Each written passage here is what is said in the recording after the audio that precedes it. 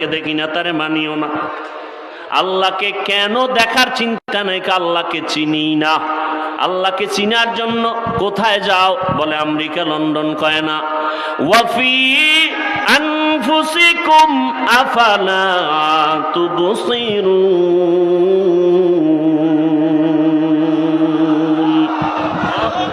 বান্দা তুমি নিজের মধ্যে একটু তাকাইয়া দেখো, কোথায় তুমি আল্লাহকে তালাশ করো।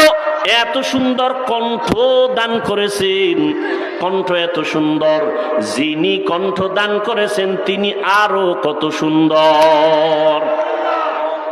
চেহারা অনেক সুন্দর, যিনি চেহারা দান করেছেন তিনি কে? সে আল্লাহ, না জানি আরো কত সুন্দর।